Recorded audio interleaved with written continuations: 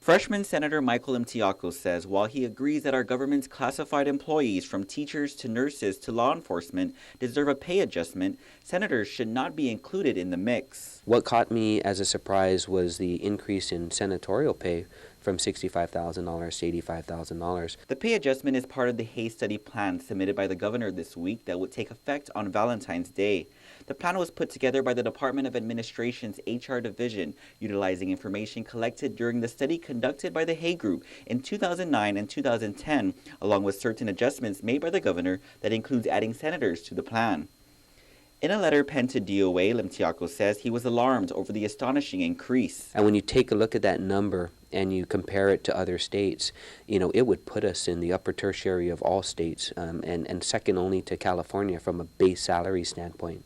But what's even more shocking is when you look at it at a per capita cost, the number of people that we represent, our senators represent on Guam, as opposed to that of other states, it's significantly high. Limtiaco adds while he's not suggesting senators make no money, as some have made positive changes in the community, he believes money, not service, may attract people to run for office for the wrong reason. Senator Tommy Morrison, meanwhile, also stated he's struggling with the increase as many families are still making sacrifices to make ends meet. Speaker Judy Wampet, on the other hand, says she absolutely supports the increase for senators. However, my understanding is that in spite of our non-participation, they went ahead and did it based on the work that was done. You have to understand is that this is, yes, a full-time legislature, and there's a lot to be done.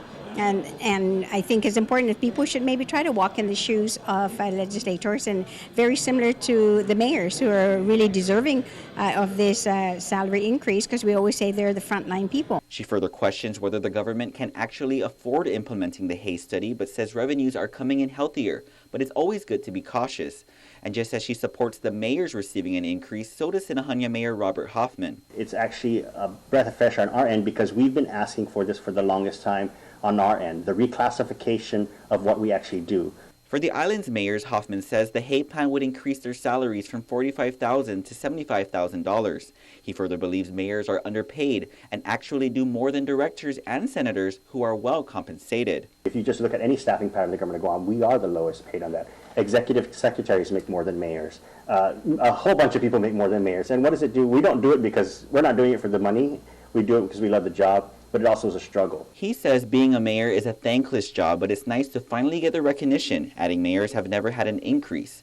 Meanwhile, Limtiaco's concerns over senators' salaries shouldn't come as a surprise, as he had actually proposed legislation, his first in fact this term, to reduce senators' salaries. When the measure hit session floor, it caused heavy debate, and an amendment was made to make the cut voluntary. Limtiaco eventually had the bill withdrawn. He not only plans to pursue it once again, but hopes to make an amendment to the Hay plan. Reporting for Guam's News Network, I'm Ken Quintanilla.